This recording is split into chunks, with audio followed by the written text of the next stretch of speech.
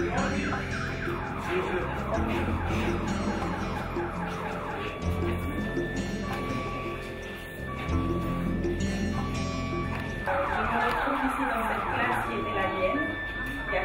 longtemps. Et lorsque je vous vois, vous êtes un petit peu comme mes enfants parce que vous avez pris le même parcours que moi. D'accord. Alors, je m'appelle Madame Oyabi Lombo-Flani, ancienne élève de terminale à Grand-Rouge à l'époque, qui est redevenue terminale aujourd'hui. J'ai eu la chance à mon époque d'avoir des conseillers en orientation qui étaient ici à demeure dans ce lycée.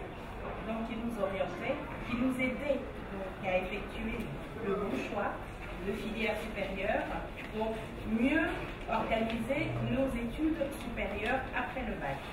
Malheureusement, aujourd'hui, nous avons constaté qu'il y a un déficit donc, dans ce métier-là. Et généralement, les enfants sont un peu livrés à eux-mêmes en ce qui concerne le choix de ce qu'ils ont envie de faire demain. Il y en a certains, peut-être même parmi vous, qui se sont retrouvés en série littéraire par manque d'informations, tout simplement.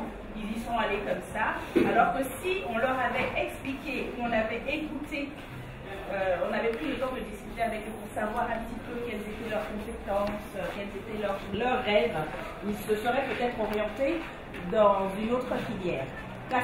Je vous souhaite à tous de réussir, mais avant cela, il faudrait savoir ce que vous avez envie de faire après le bac. Est-ce qu'une personne a une idée précise de ce qu'elle voudrait faire après le bac?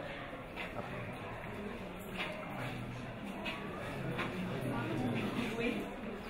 Présentez-vous et dites votre étude. Comment je me présente? Mon nom est Diatos et présente Hervé. Après le bac, j'aimerais continuer mes études en faisant en journalisme plutôt. Et je compte aller étudier à l'étranger. D'accord. Vous voulez faire journalisme et vous voulez absolument aller faire journalisme à l'étranger. Bon, ça me fend un petit peu le cœur parce qu'on forme de très très bons journalistes au Congo. Pourquoi voulez-vous absolument aller étudier à l'étranger? Contrairement aux études au Congo, c'est pas comme à l'étranger. Par exemple, en Europe, il y a tellement de différences et j'aimerais aussi avoir un diplôme international qui me permettra dans n'importe quel pays de travail. J'aime bien parce que votre histoire est bien construite, mais il manque des informations. D'accord? Les diplômes que délivre l'université Mariam Wabi, c'est une université accréditée mondialement. Donc, si vous avez un diplôme de l'université Mariam Wabi, vous pouvez aller travailler n'importe où dans le monde. Il y a une reconnaissance mondiale. Mais c'est très bien parce que là, vous construisez votre objectif et vous savez où vous voulez aller. Vous voulez vous donner les moyens de pouvoir atteindre l'excellence, c'est ce qu'il y a de meilleur. Effectivement, à l'étranger, il y a peut-être plus de techniques, de méthodes pédagogiques qui pourraient vous permettre d'être une journaliste avec toutes les qualifications que vous souhaitez avoir. C'est très bien. Là, on a quelqu'un qui sait ce qu'elle veut et qui sait où elle veut aller faire. Mais il y en a beaucoup parmi vous qui ne savez pas comment organiser vos séjours académiques à l'étranger ou en local. Qu'est-ce que j'ai envie de faire? Quels sont mes rêves? Quelles sont mes compétences? Je suis beaucoup plus à l'aise en philosophie, je suis beaucoup plus à l'aise en histoire géo, je suis beaucoup plus à l'aise. Il faut savoir, à ce moment-là, diriger et organiser vos études supérieures. En sachant que parmi vous, il y a des élèves qui n'ont pas du tout envie de rester très longtemps en train d'étudier, n'est-ce pas? Il y en a qui se disent, je n'ai pas envie, après le bac, d'aller faire 5, 6, 7 ans d'études. Moi, je suis fatiguée, je voudrais travailler très vite, mais ne pas aller travailler sans avoir un diplôme. À ce moment-là, au lieu de faire le choix de l'université, vous faites le choix des écoles. Ou le cycle est plus court, beaucoup plus lourd peut-être dans le travail, mais avec un accompagnement beaucoup plus important. Parce qu'à l'université, il faut quand même un sens de responsabilité. Comme l'a dit sa classe service, nous sommes donc une structure spécialisée dans la formation de l'éducation médicale. Nous n'allons pas parler du médical parce que ce n'est pas ce qui nous intéresse aujourd'hui. Donc, avec la classe service, nous sommes situés au 1420.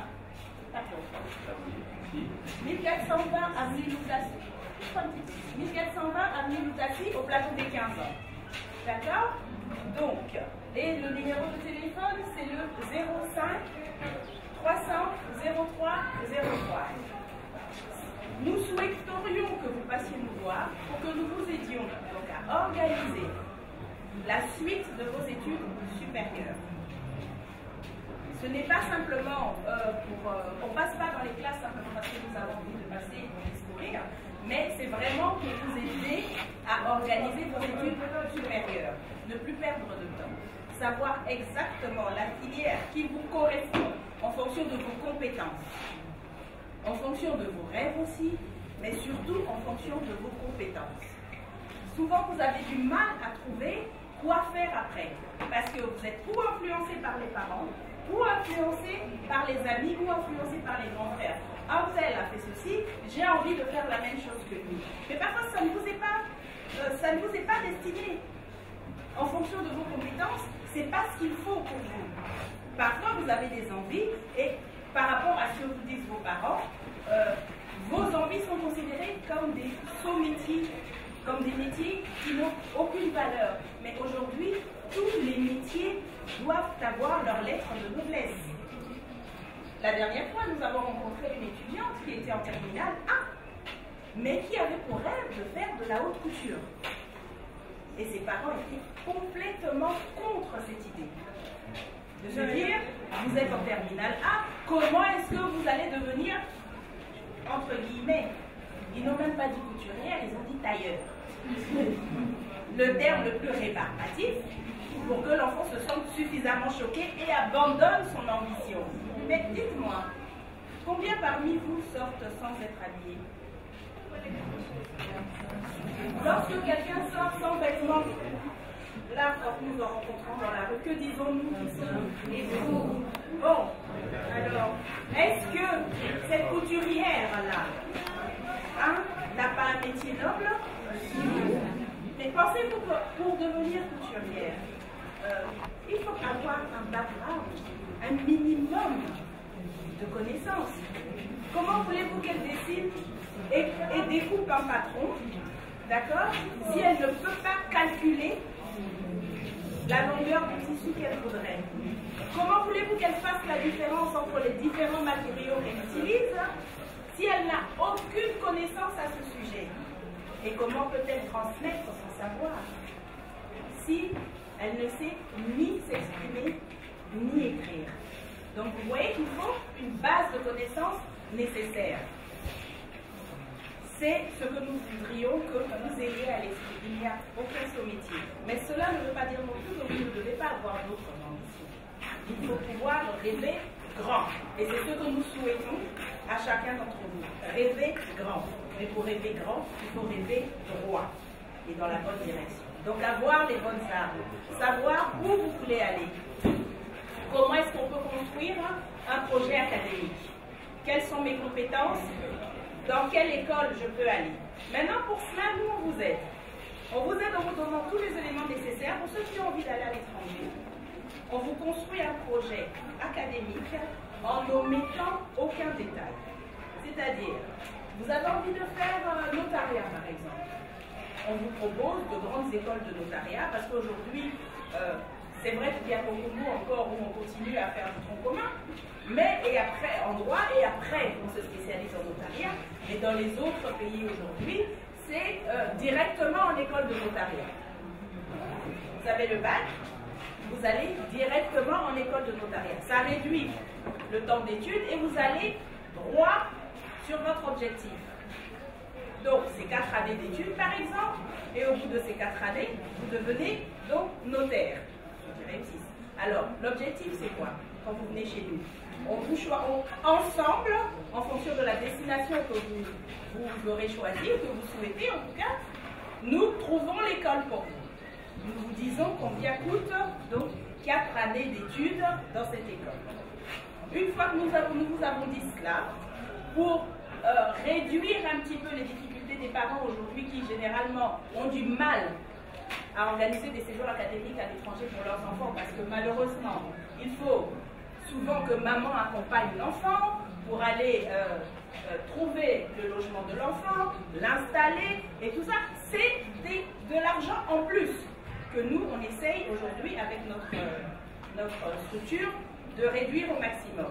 Donc, nous vous trouvons l'école en sus. Donc, nous organisons donc, pour vous dire, de l'école jusqu'à votre hébergement que nous allons trouver pour vous, soit en cité universitaire ou bien en colocation en appartement avec d'autres étudiants, ou si le standing que souhaitent vos parents, c'est que vous ayez un appartement tout seul, ça aussi nous savons le faire. On vous dit donc combien va coûter votre appartement, à combien vont vous revenir vos années d'études, combien va vous coûter le transport du lieu d'apprentissage au lieu d'habitation. Donc, tout ce package-là, tous ces détails-là, quand vous les avez, vous avez bien construit votre projet.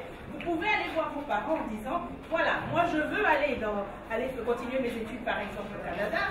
J'ai trouvé une université ou une école à Laval. Elle me coûte, je ne sais pas, on va dire 5 000 euros pour la formation. Et l'appartement va me revenir peut-être à 200 euros.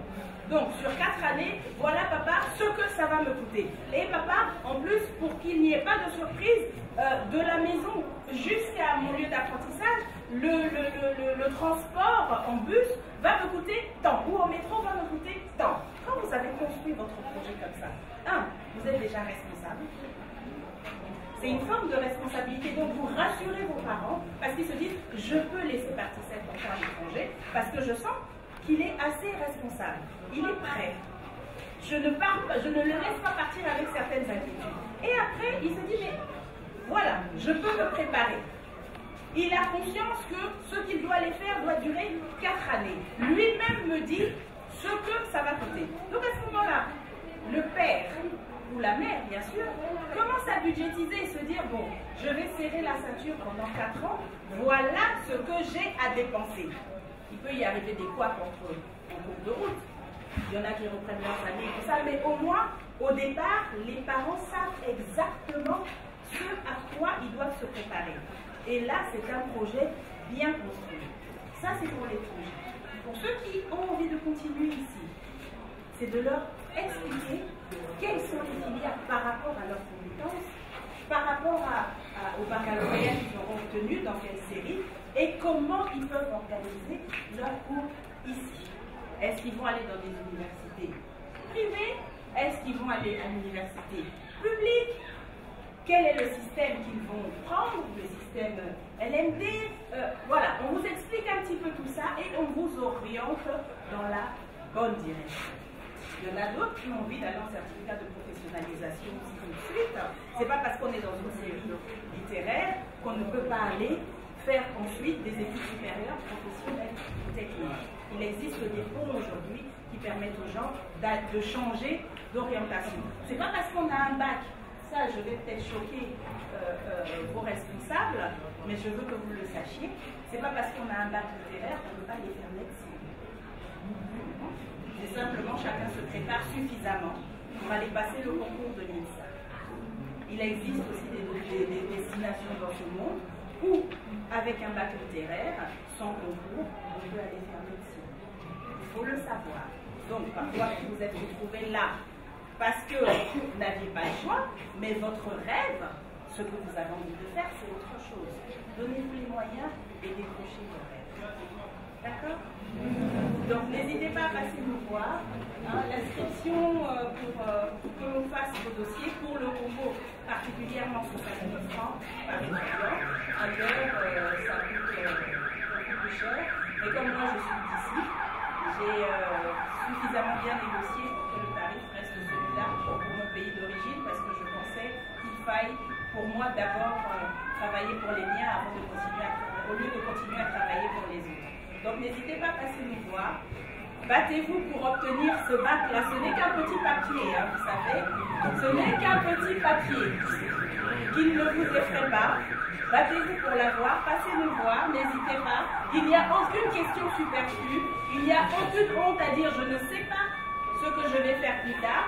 Je suis là, je vais faire le bac, mais je ne sais pas. Ça arrive aussi. Nous vous aiderons donc à trouver votre voie en vous faisant des propositions, en vous parlant des différents métiers qui existent, des différentes filières. Et à ce moment-là, vous pourrez facilement organiser donc vos études supérieures en toute sérénité. Ok?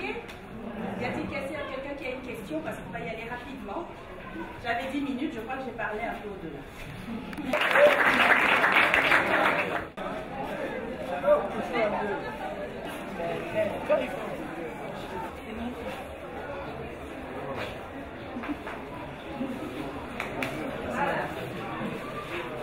J'ai dit que vous étiez beau et propre, n'est-ce pas? Oui, madame. On y va. Mon rêve, c'est qu'après le bac, je puisse faire l'informatique. Ingénieur. Je voudrais être ingénieur en informatique et pouvoir innover en fait l'informatique un peu. J'aimerais pouvoir créer quelque chose qui va révolutionner en fait cette école. Oh, vous me plaisez. Merci madame. Continuez. Dites votre rêve. Venez à côté de moi là parce que j'aime ce que vous dites. Venez là. Donc, il faudrait que vous parliez devant vos copains là. Vous voudriez donc... Comme je l'ai dit, je voudrais faire l'informatique. Vraiment m'appliquer dans ça, être à fond dans ça. Pouvoir vivre mon rêve à fond. Donc, j'aimerais notamment me développer dans le contexte de la robotique, pouvoir créer dans la médecine des prothèses et venir en aide à plusieurs personnes. J'aime vraiment l'informatique.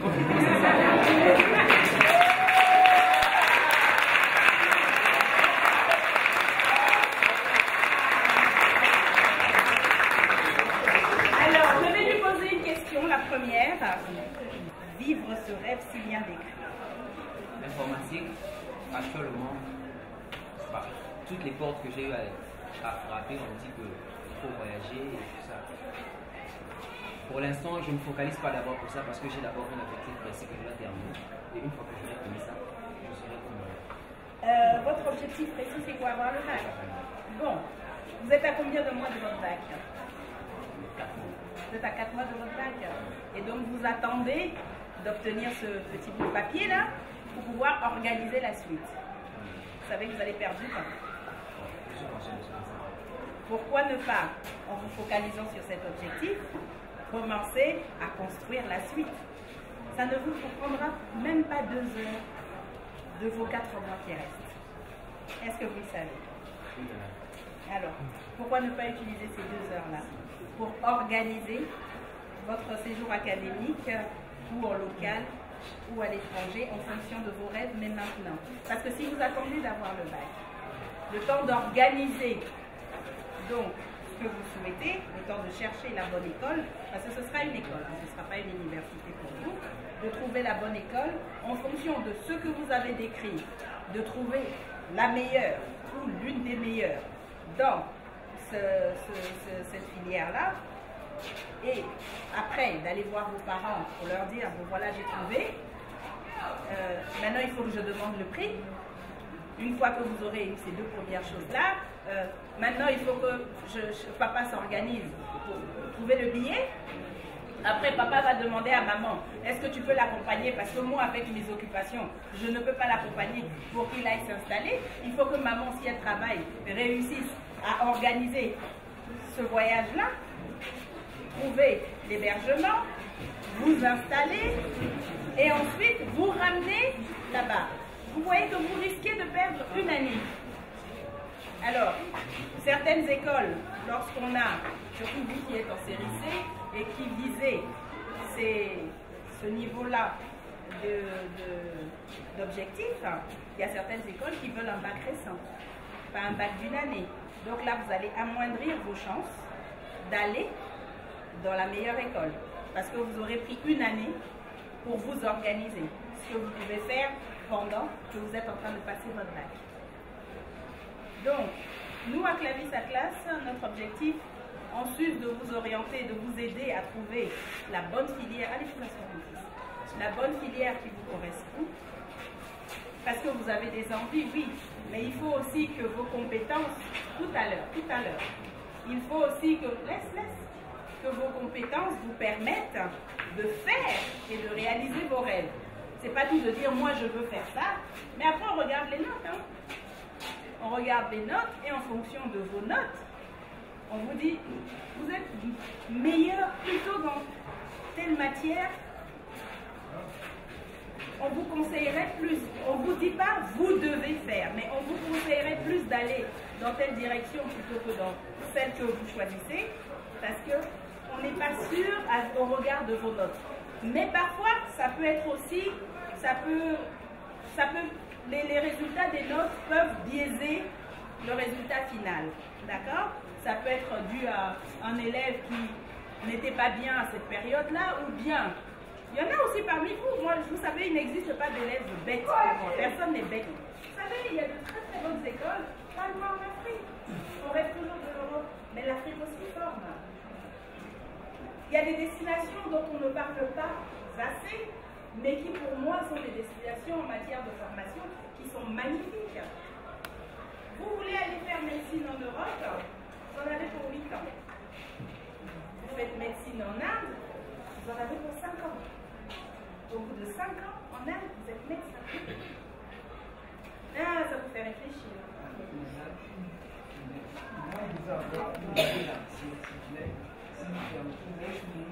Beaucoup de points qui me paraissaient un peu importants. Donc, vous avez fait allusion sur la notion de compétence. J'aimerais éclaircir un point. Est-ce un système français ou un système américain? Parce que nous avons déjà vécu, c'est un peu un ami de langage, entendu parler des systèmes américains, tel est le cas du Rwanda, le système du Rwanda. Ils utilisent beaucoup plus des compétences sur le terrain que sur papier. Parce que, tel que vous l'avez souligné tout à l'heure, il peut arriver que je n'ai pas la meilleure mine en classe où le tempérament de ma classe ne me plaît pas du tout. Et du coup, je travaille mal. Et les résultats ne sont pas vraiment appropriés tels qu'on attendait. Voilà, c'est ça même le mot exact. Et du coup, je me vois inférieur par rapport aux autres. Et pourtant, j'ai plus de connaissances que eux s'il s'agit d'aller sur le terrain. Pour moi, je trouve que c'est un système. Déjà, je vais vous arrêter parce que ce n'est pas une question de système européen ou de système américain. Je dis, et que je vais répéter, c'est vous qui organisez votre séjour académique. La destination où vous souhaitez aller pour continuer vos études, c'est vous qui la choisissez. Nous vous conseillons et nous vous accompagnons. D'accord? Maintenant, en fonction de vos compétences, effectivement, on va essayer de vous aider. Il y a des élèves qui ne sont pas faits pour l'université. À l'université, on vous jette à l'eau. D'accord? Vous devez vous-même trouver. C'est-à-dire que le prof vous donne les cours et c'est à vous de faire le reste. Il n'y a pas d'accompagnement comme dans une école. Dans une école, il y a un suivi régulier, mais avec une pertinence, comme au lycée. D'accord? Donc ceux qui sont qui ont un peu tendance à négliger les choses, pas parce qu'ils sont bêtes, parce que je vous ai dit qu'il n'existe personne de bête, mais simplement parce qu'ils sont négligents. Je leur conseille régulièrement de plutôt opter pour l'école.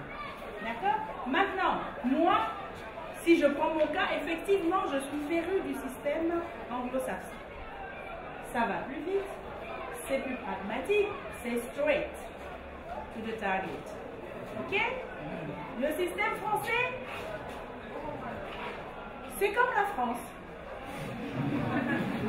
C'est jamais droit. Ça a son charme. D'accord? Ça a son charme, mais c'est plein de virgules. Des virgules agréables, certes, pour certains, mais sans s'en rendre compte, on perd du temps. Alors, celui qui a du temps et qui veut le système français, parce qu'il y en a qui restent focus sur la France, on ne va pas lui dire ne va pas en France, il a les moyens d'y aller. D'accord? À ce moment-là, on l'aide à construire son dossier et on l'accompagne à Campus France. Parce que pour ce qui est du système français, ça passe par Campus France, vous le savez. Mais pour tout le reste du monde, vous venez nous voir, nous vous accompagnons.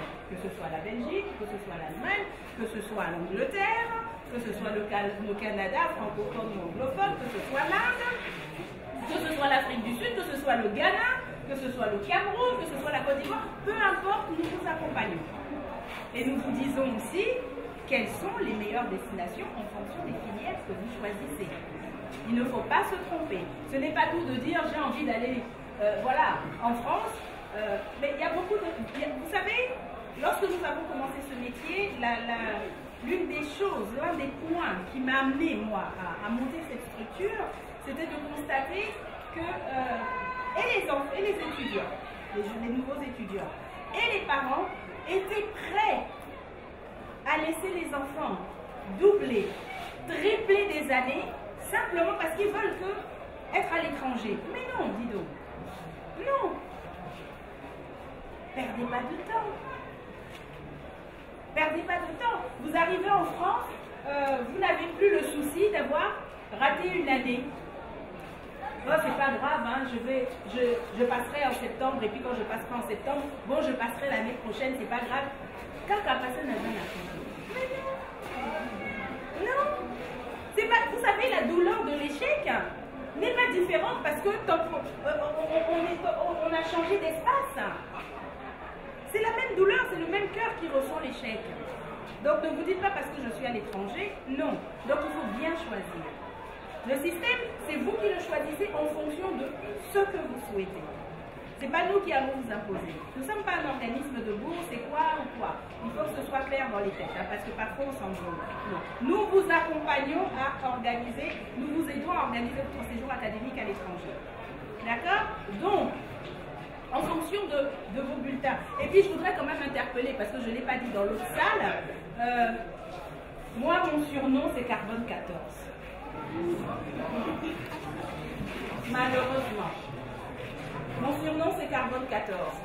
Donc, parce qu'on est fatigué des parents et des responsables d'école qui encouragent la triche.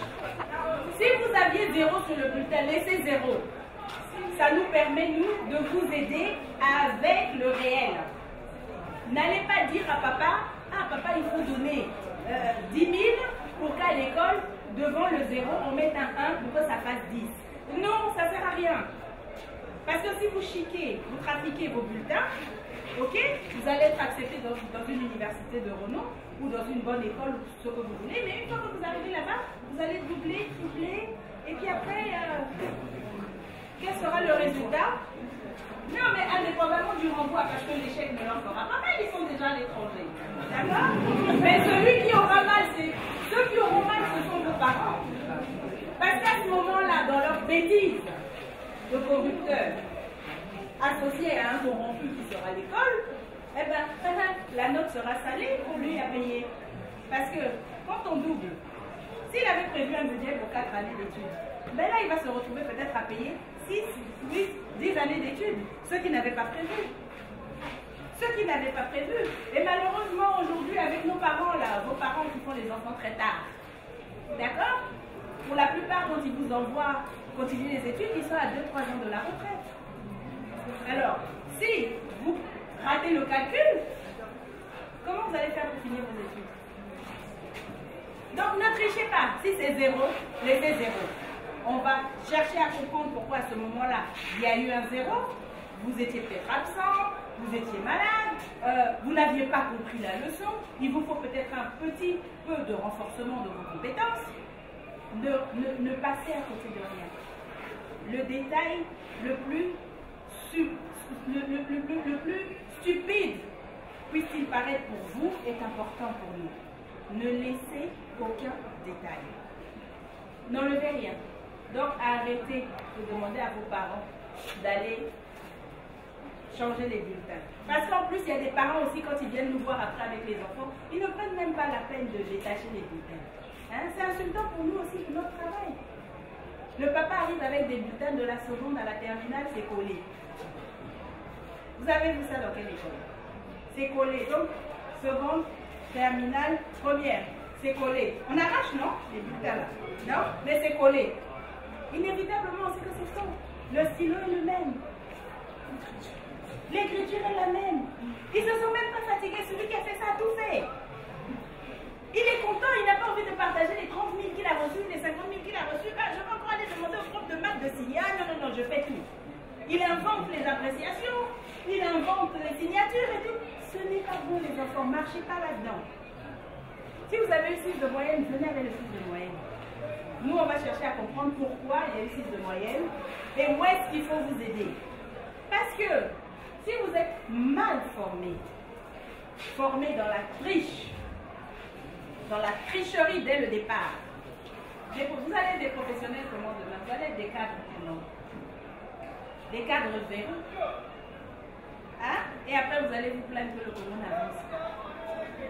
Mais c'est comme ça qu'on les forme, quand on commence déjà à tricher dès le berceau. Après, ça donne ce que ça donne. Hein? Et après, on se plaint. Ah oui, le Congo, ah oui, non. Soyez l'élite de demain qui va nous prouver que ici, là, l'excellence existe.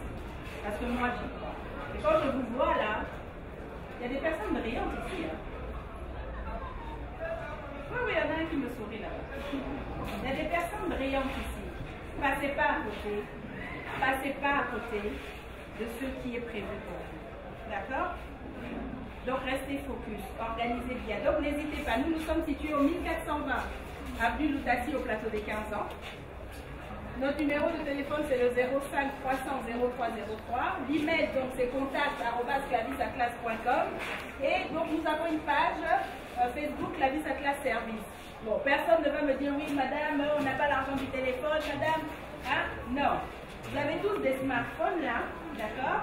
Donc si vous ne pouvez pas venir nous voir, au lieu d'aller mettre des commentaires sur vos pages Facebook, des likes, des MDR, des copos, des quoi, eh ben, écrivez-nous à Clavis Atlas et posez toutes vos questions. Il n'y a aucune question superflue. D'accord? Ce qui peut paraître bête pour vous n'est pas bête pour nous. Donc posez toutes vos questions, passez nous voir et puis on organise ensemble donc vos séjours académiques à l'étranger. Maintenant, l'inscription pour qu'on puisse monter vos dossiers, c'est 5 000 francs par étudiant. Donc passez nous voir, n'hésitez pas, venez et on organise tout cela ensemble.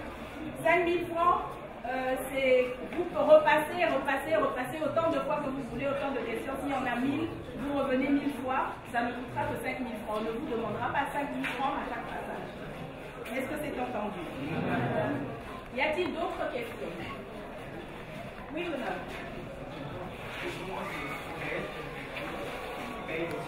Avancez, parce qu'on vous entend pas dans le... Commençons par exemple à faire l'armée. C'est aussi possible? Oui, bien sûr. Absolument. Vous savez, il y a un point, alors avec votre question, il y a un point que je n'ai pas relevé tout à l'heure. Il existe des ponts. Hein. Ne pensez pas que parce que vous êtes en série C ou en série D, il y a d'autres filières qui vous sont complètement fermées. Pas du tout. D'accord? Oui, si vous voulez aller dans l'armée, on peut vous aider à vous inscrire en études supérieures dans l'armée. Donc les ponts, ils existent. Hein. Ceux qui ont envie de quitter le système général, s'il vous plaît, ceux qui ont envie de quitter le système général pour aller dans le système professionnel et technique directement, on vous donne les pistes nécessaires, on vous dit comment ça se passe et on vous aide à aller dans cette direction-là. Aujourd'hui, il existe des ponts. C'est plus comme c'était hier, fermé. Un enfant qui est en série littéraire ne peut pas aller faire médecine. Non, c'est fermé. Hein. Ce n'est plus fermé. Il existe des ponts. D'accord? Pour ceux qui veulent faire médecine, par exemple, ici, c'est soumis à un concours. N'est-ce pas? Il faut faire le concours de tout ça. Mais il faut savoir aussi qu'il existe d'autres destinations sans concours. Voilà, il faut le savoir. Donc venez nous voir, on vous dira suffisamment comment faire, parce que nous avons des partenariats avec certaines universités et certaines écoles qui, donc, fort de la réputation que nous avons aujourd'hui, ont enlevé certains concours pour les étudiants qui passent par Clavis Atlas. Mais nous sommes, nous, rigoureux. Mais alors le regard que nous posons sur les dossiers que nous envoyons dans les écoles qui ont levé le concours est, mais alors, scrupuleusement posé. Nous scrutons tout parce que nous n'avons pas envie d'envoyer des bras cassés dans ces directions-là, dans ces destinations-là, qui vont ensuite venir casser la réputation de Clavis Atlas Service. Donc nous sommes très regardants. C'est pour ça qu'on dit si les bulletins ne sont pas bons, venez avec ces bulletins-là, nous on saura quoi faire. On saura comment défendre vos dossiers au lieu d'aller tricher et mentir. Nous sommes d'accord. Je suis adepte alternative. D'accord. Je veux savoir si le service ne rentre qu'à l'étranger. Non, pas du tout, même en local. C'est ce que j'ai dit. Vous n'avez pas entendu? Non, j'ai pas. Non, même en local. D'accord? Le but, ce n'est pas de vous envoyer faire des études ailleurs ou de... Non, c'est de vous aider. à bien organiser vos études supérieures. Vous dire quels sont les métiers porteurs. De quoi avons-nous besoin aujourd'hui au Congo? D'accord? C'est pas tout d'aller à l'école, d'aller faire un diplôme et puis d'être au chômage demain. C'est pas ça aussi l'objectif. D'accord? Je n'ai rien contre la philosophie. J'en ai fait, j'adore. D'accord? Mais aujourd'hui, vous allez aller faire des études supérieures de philosophie pour faire quoi? À part l'enseignement. Hein? À part l'enseignement, vous allez faire ça pour faire quoi? J'ai un cas là. Il est devenu conseiller en orientation parce que je lui ai dit, mais fils, que fais-tu à faire philosophie? Tu veux enseigner? Il me dit non. Je dis, mais tu fais ça pourquoi? Juste pour savoir pourquoi Victor Hugo, à telle époque, avait pensé que et a dit que.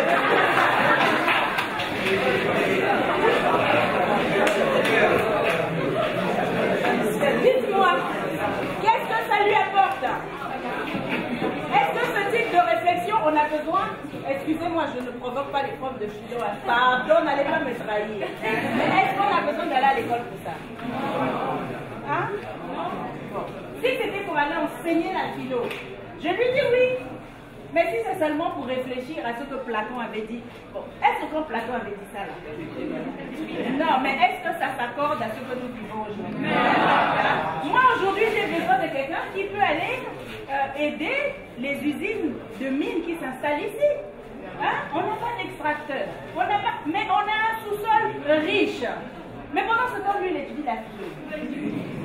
Et il est en train d'étudier ça posé sur le sol qui est riche, et puis moi je n'arrive pas à sortir ce qui est en bas. Vous pensez que je vais l'encourager? Donc je vais le réorienter dans la bonne direction. Donc faites les bons choix. Vous comprenez? Donc, la dernière question et puis nous allons y aller. Il y avait une autre main là. Non? C'est bon? Oui. Oui.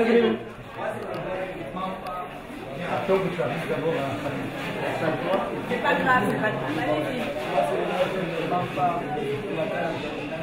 Je voudrais savoir si après ces formations, il y a directement intégration dans la fonction. Voilà la question qui me tue. Tous les ans, elle revient. Tous les ans, elle revient. Mais ils sont forts. Hein? Ils sont forts. Vous rêvez d'aller dans la fonction publique? Bon, madame, je voulais juste savoir. Bon, déjà, nous, on n'intègre pas. Déjà, hein? Nous, on vous aide. Non, c'est pas nous qui faisons la formation. On vous aide à organiser, à trouver la bonne école où vous devez aller étudier. D'accord? Maintenant, la bonne question. Je l'attendais là-bas. Elle n'est pas arrivée, mais elle est arrivée ici. Vous m'intéressez. Vous voulez aller dans la fonction publique? Hein? Quel est le salaire minimum d'un fonctionnaire? Madame, c'est pas si mal à faire. Non, fils!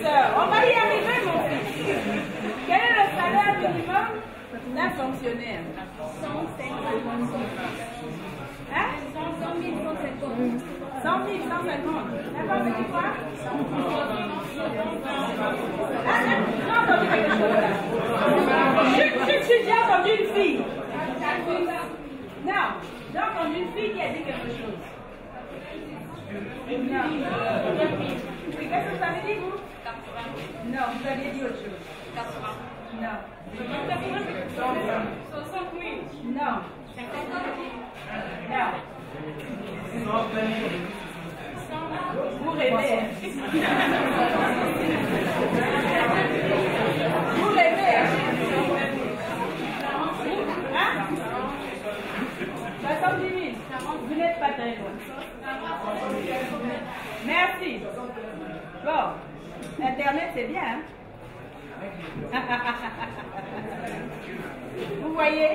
Donc, tout ce que vous faites là, hein? Là où vous êtes arrivé là, hein? Vous allez gagner 75 000. Pourquoi vous ne vous aimez pas? Non, c'est pour vous dire que arrêtez de croire que la fonction publique c'est une finalité en soi. Ok? Vous pouvez intégrer la fonction publique si vous voulez, hein, je ne déconseille pas. Pardon. Mais, excusez-moi, en terminale, c'est mon petit. Vous êtes en train de décrocher la lune faut dire ah, et puis va pour toi. Vous redescendez au sol. Il y a quoi? Vous avez quel problème avec vous-même? Pourquoi vous ne vous aimez pas? 75 000. Vous allez habiter dans une maison qui coûte combien? Vous allez construire en quelle année? Vous allez construire en quelle année? Vous n'allez même pas vous marier. Quelle est la fille qui va vous accepter à 75 000?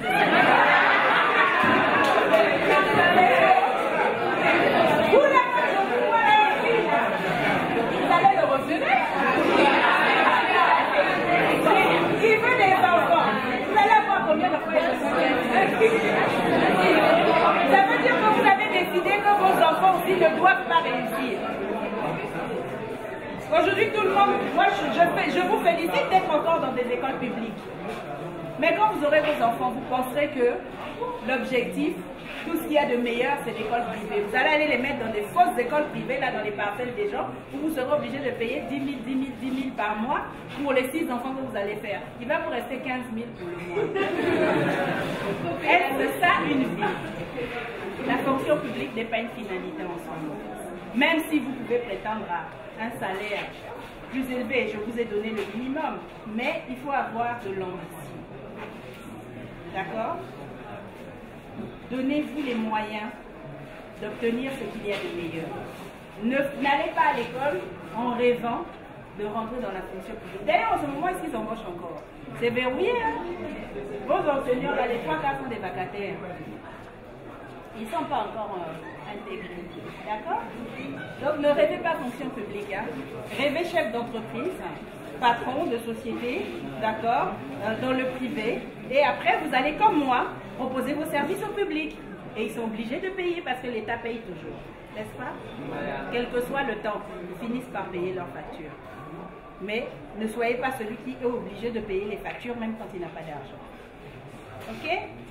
Voilà. Bon. Un fonctionnaire en moins.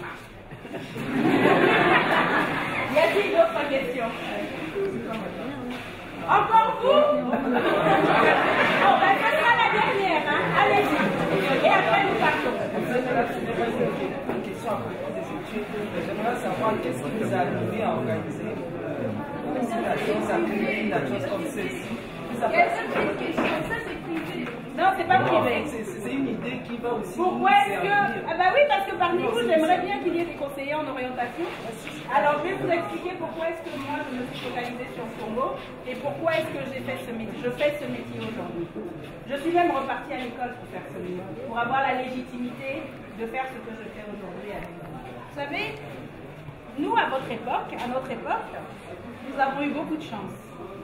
Lorsqu'on arrivait au lycée, en seconde, on avait un conseiller en orientation qui venait nous rencontrer et qui discutait avec nous comme je le fais avec vous. Et ensuite, il revenait nous voir en terminale. Il laissait passer la première pour voir un petit peu. Quelquefois, il faisait les 3 années, mais souvent, c'était seconde et terminale. Et après, on nous accompagnait. Et donc, moi, quand j'ai retrouvé ma fiche d'orientation, alors, j'étais en terminale A, mais avec des ambitions un peu étranges. Parce que mon rêve, en fait, c'était de faire architecture, mais j'étais en terminale A. Et je voulais faire décoration d'intérieur. Donc, première option, décoration d'intérieur. Deuxième option, communication. Troisième option, communication. Et puis finalement, je suis allée en com. J'ai fini mes études en com. Et après, j'ai travaillé. J'ai travaillé très tôt, j'ai fini très tôt, j'ai travaillé. Et je suis allée dans le monde des médias. Donc, tous ces gens-là sont mes collègues parce que je connais leur métier. Donc, j'ai fait de la radio, j'ai fait de la télé. Et une fois que je suis sortie de là, très vite, je me suis ennuyée. Parce que c'était lié à une popularité qui ne me plaisait pas. Et à un monde qui, finalement, pour moi, était un peu difficile. Mais je n'ai pas fait ça au Congo. Et après, la communication était un secteur qui était devenu bouché.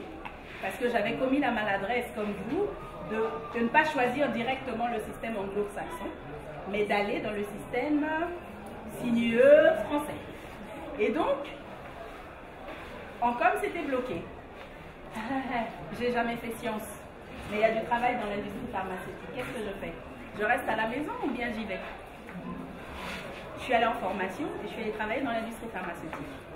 Et puis donc ça m'a amené à voir un petit peu le volet médical. Je dis mais tiens, il y a des choses à faire là-dedans.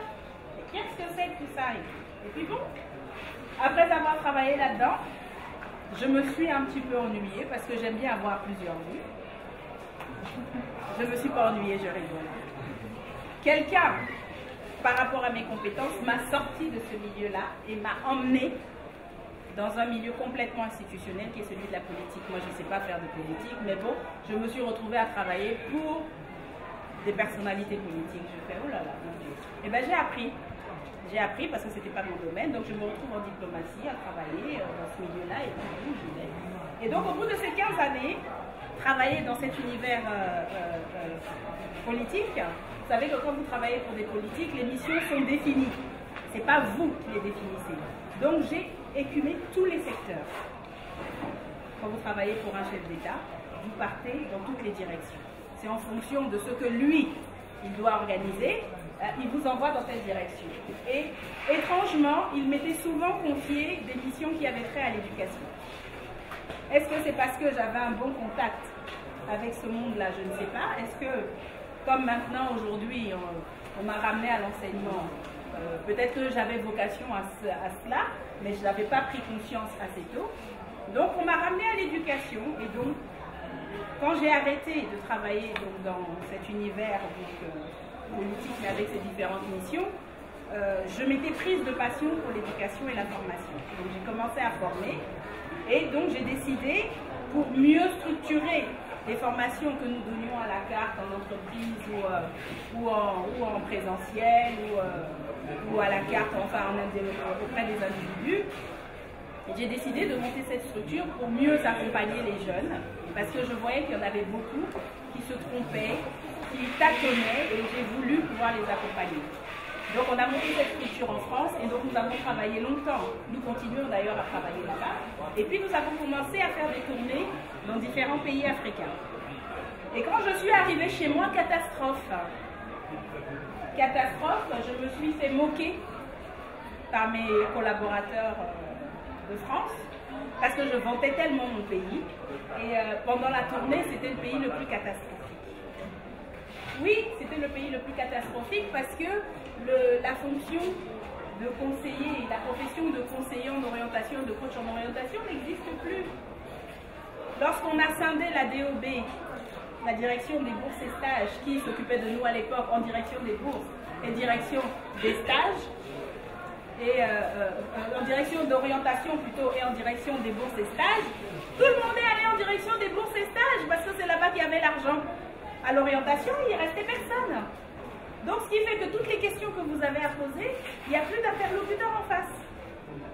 Donc, du coup, j'ai gentiment donné la direction de Paris à quelqu'un d'autre.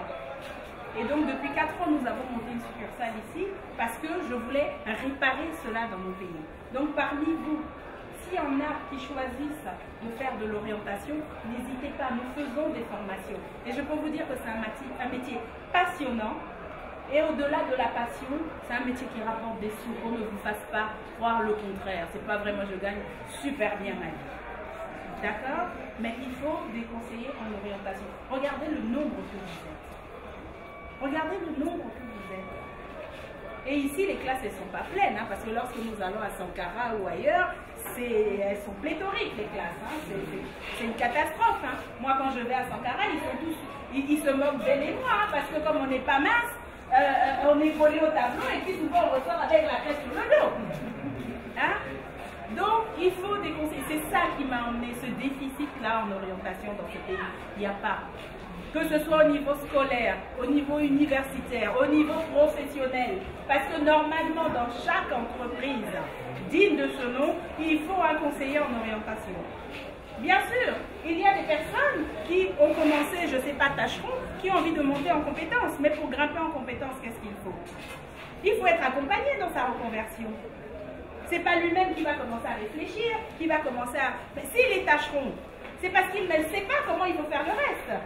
Ou peut-être que c'est un diplômé sans emploi. Mais il faut l'accompagner. L'insertion professionnelle, il faut l'accompagner. L'insertion scolaire, il faut l'accompagner. Les décrochés scolaires, il faut les accompagner dans la réinsertion scolaire ou professionnelle. Donc, c'est un métier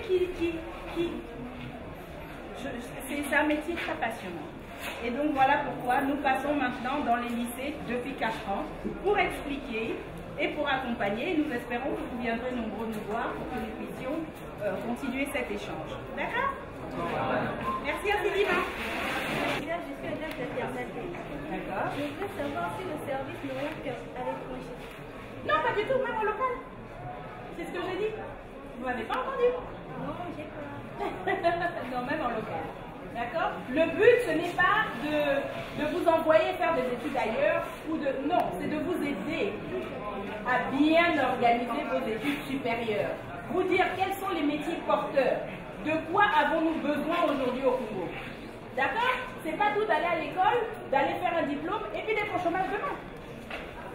C'est pas ça aussi l'objectif. D'accord? Je n'ai rien contre la philosophie. J'en ai fait, j'adore. D'accord? Mais aujourd'hui, vous allez aller faire des études supérieures de philosophie pour faire quoi? À part l'enseignement. Hein? À part l'enseignement, vous allez faire ça pour faire quoi? J'ai un cas là. Il est devenu conseiller en orientation parce que je lui ai dit, mais fils, que fais-tu à faire philosophie? Tu veux enseigner? Il me dit non. Je dis, mais tu fais ça pourquoi? Juste pour savoir pourquoi Victor Hugo, à telle époque, avait pensé que et a dit que.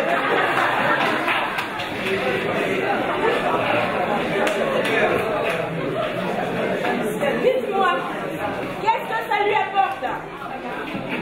Est-ce que ce type de réflexion, on a besoin? Excusez-moi, je ne provoque pas les profs de philo. Pardon, n'allez pas me trahir. Mais est-ce qu'on a besoin d'aller à l'école pour ça? Hein? Bon. Si c'était pour aller enseigner la philo, je lui dis oui. Mais si c'est seulement pour réfléchir à ce que Platon avait dit, bon, est-ce que Platon avait dit ça là? Non, mais est-ce que ça s'accorde à ce que nous vivons aujourd'hui? Moi aujourd'hui j'ai besoin de quelqu'un qui peut aller aider les usines de mines qui s'installent ici. Hein? On n'a pas d'extracteur, mais on a un sous-sol riche. Mais pendant ce temps, lui, il étudie la philo. Et il est en train d'étudier ça posé sur le sol qui est riche, et puis moi je n'arrive pas à sortir ce qui est en bas. Vous pensez que je vais l'encourager? Donc je vais le réorienter dans la bonne direction. Donc faites les bons choix. Vous comprenez? Bon, la dernière question et puis nous allons y aller. Il y avait une autre main là. Non? C'est bon? Oui. Oui. Attends que tu arrives d'abord à... C'est pas grave, c'est pas grave. Allez-y. Je voudrais savoir si après ces formations, il y a directement intégration dans la fonction. Voilà la question qui me tue. Tous les ans, elle revient. Tous les ans, elle revient. Mais ils sont forts. Hein? Ils sont forts. Vous rêvez d'aller dans la fonction publique? Bon, déjà, nous, on n'intègre pas. Déjà, hein? Nous, on vous aide. Non, c'est pas nous qui faisons la formation. On vous aide à organiser, à trouver la bonne école où vous devez aller étudier. D'accord? Maintenant, la bonne question. Je l'attendais là-bas. Elle n'est pas arrivée, mais elle est arrivée ici. Vous m'intéressez. Vous voulez aller dans la fonction publique? Hein? Quel est le salaire minimum d'un fonctionnaire? Madame, c'est pas seulement la fonction. Non, fils, on va y arriver, mon fils. Quel est le salaire minimum d'un fonctionnaire? 150. Hein? 100 000, 150. 100 000, 150. D'accord, c'est quoi? Ah, j'ai entendu quelque chose là. J'ai entendu une fille. Non, j'ai entendu une fille qui a dit quelque chose. Non. Oui, qu'est-ce que vous avez dit, vous? 80. Non, vous avez dit autre chose. 80. Non. 60 000. Non. 50 000. Non. Vous rêvez. Vous rêvez. Hein?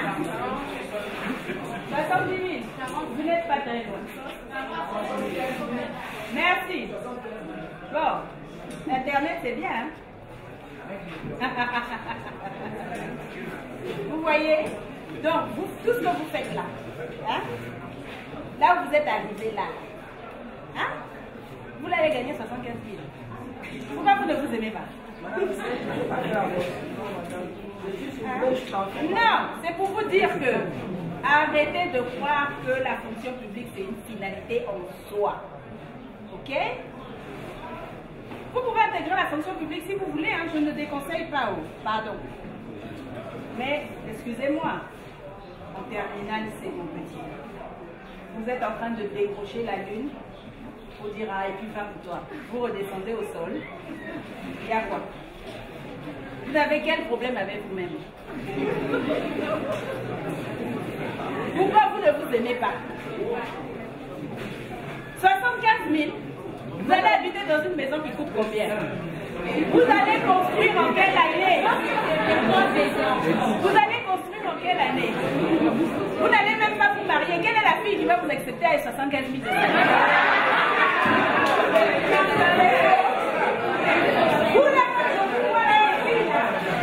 Vous allez le refuser? Qui veut des enfants? Vous allez avoir combien d'enfants? Ça veut dire que vous avez décidé que vos enfants aussi ne doivent pas réussir. Aujourd'hui, tout le monde, moi je vous félicite d'être encore dans des écoles publiques. Mais quand vous aurez vos enfants, vous penserez que l'objectif, tout ce qu'il y a de meilleur, c'est l'école privée. Vous allez aller les mettre dans des fausses écoles privées, là, dans les parcelles des gens, où vous serez obligé de payer 10 000, 10 000, 10 000 par mois pour les 6 enfants que vous allez faire. Il va vous rester 15 000 pour le mois. Est-ce ça une vie? La fonction publique n'est pas une finalité en soi. Même si vous pouvez prétendre à un salaire plus élevé, je vous ai donné le minimum, mais il faut avoir de l'ambition. D'accord? Donnez-vous les moyens d'obtenir ce qu'il y a de meilleur. N'allez pas à l'école en rêvant de rentrer dans la fonction publique. D'ailleurs, en ce moment, est-ce qu'ils embauchent encore? C'est verrouillé, hein? Vos enseignants, là, les 3/4 sont des vacataires. Ils ne sont pas encore intégrés. D'accord? Donc, ne rêvez pas fonction publique. Hein? Rêvez chef d'entreprise, patron de société, d'accord, dans le privé. Et après, vous allez, comme moi, proposer vos services au public. Et ils sont obligés de payer parce que l'État paye toujours. N'est-ce pas? Quel que soit le temps, ils finissent par payer leurs factures. Mais ne soyez pas celui qui est obligé de payer les factures même quand il n'a pas d'argent. Ok? Voilà. Bon. Un fonctionnaire en moins. Y a-t-il d'autres questions? Encore vous? Bon, ben, ce sera la dernière. Hein? Allez-y. Et après, nous partons. Une question à propos des études. J'aimerais savoir qu'est-ce qui vous a arrivé à organiser une agence comme celle-ci. Non, c'est pas privé. C'est une idée qui va aussi. Pourquoi est-ce que... Ah bah oui, parce que parmi vous, j'aimerais bien qu'il y ait des conseillers en orientation. Alors, je vais vous expliquer pourquoi est-ce que moi, je me suis focalisée sur Congo et pourquoi est-ce que j'ai fait ce métier. Je fais ce métier aujourd'hui. Je suis même repartie à l'école pour faire ce métier, pour avoir la légitimité de faire ce que je fais aujourd'hui avec vous. Vous savez, nous, à notre époque, nous avons eu beaucoup de chance. Lorsqu'on arrivait au lycée, en seconde, on avait un conseiller en orientation qui venait nous rencontrer et qui discutait avec nous comme je le fais avec vous. Et ensuite, il revenait nous voir en terminale. Il laissait passer la première pour voir un petit peu. Quelquefois, il faisait les 3 années, mais souvent, c'était seconde et terminale. Et après, on nous accompagnait. Et donc, moi, quand j'ai retrouvé ma fiche d'orientation, alors, j'étais en terminale A, mais avec des ambitions un peu étranges. Parce que mon rêve, en fait, c'était de faire architecture, mais j'étais en terminale A. Et je voulais faire décoration d'intérieur. Donc, première option, décoration d'intérieur. Deuxième option, communication. Troisième option, communication. Et puis finalement, je suis allée en com. J'ai fini mes études en com. Et après, j'ai travaillé. J'ai travaillé très tôt, j'ai fini très tôt, j'ai travaillé. Et je suis allée dans le monde des médias. Donc, tous ces gens-là sont mes collègues parce que je connais leur métier. Donc, j'ai fait de la radio, j'ai fait de la télé. Et une fois que je suis sortie de là, très vite je me suis ennuyée. Parce que c'était lié à une popularité qui ne me plaisait pas. Et à un monde qui finalement pour moi était un peu difficile. Mais je n'ai pas fait ça au Congo. Et après, la communication était un secteur qui était devenu bouché. Parce que j'avais commis la maladresse, comme vous, de ne pas choisir directement le système anglo-saxon, mais d'aller dans le système sinueux français. Et donc, en com, c'était bloqué. J'ai jamais fait science, mais il y a du travail dans l'industrie pharmaceutique. Qu'est-ce que je fais? Je reste à la maison ou bien j'y vais? Je suis allée en formation et je suis allée travailler dans l'industrie pharmaceutique. Et puis donc, ça m'a amené à voir un petit peu le volet médical. Je dis, mais tiens, il y a des choses à faire là-dedans. Mais qu'est-ce que c'est que tout ça? Et puis bon, après avoir travaillé là-dedans, je me suis un petit peu ennuyée parce que j'aime bien avoir plusieurs vies. Je ne me suis pas ennuyée, je rigole. Quelqu'un, par rapport à mes compétences, m'a sorti de ce milieu-là et m'a emmené dans un milieu complètement institutionnel qui est celui de la politique. Moi, je ne sais pas faire de politique, mais bon, je me suis retrouvée à travailler pour des personnalités politiques. Je fais, oh là là, mon Dieu. Et bien, j'ai appris. J'ai appris parce que ce n'était pas mon domaine, donc je me retrouve en diplomatie à travailler dans ce milieu-là et puis j'y vais. Et donc, au bout de ces 15 années, travailler dans cet univers politique, vous savez que quand vous travaillez pour des politiques, les missions sont définies. Ce n'est pas vous qui les définissez. Donc, j'ai écumé tous les secteurs. Quand vous travaillez pour un chef d'État, vous partez dans toutes les directions. C'est en fonction de ce que lui, il doit organiser, il vous envoie dans telle direction. Et étrangement, il m'était souvent confié des missions qui avaient trait à l'éducation. Est-ce que c'est parce que j'avais un bon contact avec ce monde-là? Je ne sais pas. Est-ce que, comme maintenant, aujourd'hui, on m'a ramené à l'enseignement, peut-être que j'avais vocation à cela, mais je n'avais pas pris conscience assez tôt. Donc, on m'a ramené à l'éducation. Et donc, quand j'ai arrêté de travailler donc, dans cet univers politique, mais avec ses différentes missions, je m'étais prise de passion pour l'éducation et la formation. Donc, j'ai commencé à former. Et donc, j'ai décidé, pour mieux structurer les formations que nous donnions à la carte en entreprise ou en présentiel ou à la carte, enfin auprès des individus, j'ai décidé de monter cette structure pour mieux accompagner les jeunes, parce que je voyais qu'il y en avait beaucoup qui se trompaient, qui tâtonnaient, et j'ai voulu pouvoir les accompagner. Donc on a monté cette structure en France, et donc nous avons travaillé longtemps. Nous continuons d'ailleurs à travailler là-bas. Et puis nous avons commencé à faire des tournées dans différents pays africains. Et quand je suis arrivée chez moi, catastrophe. Catastrophe, je me suis fait moquer par mes collaborateurs de France, parce que je vantais tellement mon pays. Et pendant la tournée, c'était le pays le plus catastrophique.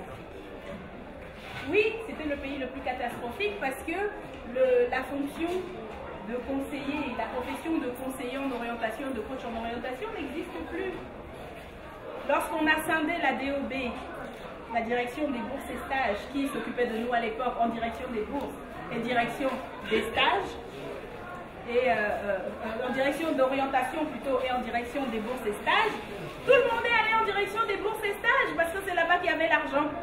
À l'orientation, il ne restait personne. Donc, ce qui fait que toutes les questions que vous avez à poser, il n'y a plus d'interlocuteur en face.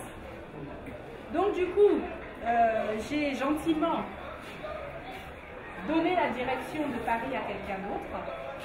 Et donc, depuis 4 ans, nous avons monté une succursale ici parce que je voulais réparer cela dans mon pays. Donc, parmi vous, s'il y en a qui choisissent de faire de l'orientation, n'hésitez pas, nous faisons des formations. Et je peux vous dire que c'est un métier passionnant.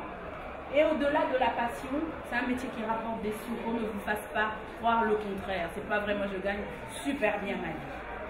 D'accord? Mais il faut des conseillers en orientation. Regardez le nombre que vous êtes.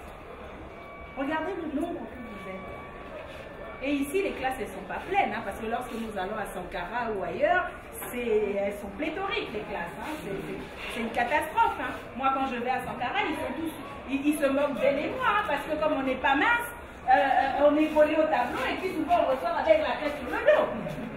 Hein? Donc, il faut des conseils. C'est ça qui m'a emmené ce déficit-là en orientation dans ce pays. Il n'y a pas que ce soit au niveau scolaire, au niveau universitaire, au niveau professionnel. Parce que normalement, dans chaque entreprise digne de ce nom, il faut un conseiller en orientation. Bien sûr, il y a des personnes qui ont commencé, je ne sais pas, tâcheront, qui ont envie de monter en compétences. Mais pour grimper en compétences, qu'est-ce qu'il faut? Il faut être accompagné dans sa reconversion. Ce n'est pas lui-même qui va commencer à réfléchir, qui va commencer à... Mais s'il est tâcheron, c'est parce qu'il ne sait pas comment il faut faire le reste. Ou peut-être que c'est un diplômé sans emploi. Mais il faut l'accompagner. L'insertion professionnelle, il faut l'accompagner. L'insertion scolaire, il faut l'accompagner. Les décrochés scolaires, il faut les accompagner dans la réinsertion scolaire ou professionnelle. Donc, c'est un métier c'est un métier très passionnant. Et donc voilà pourquoi nous passons maintenant dans les lycées depuis 4 ans pour expliquer et pour accompagner. Nous espérons que vous viendrez nombreux nous voir pour que nous puissions continuer cet échange. D'accord? Merci infiniment.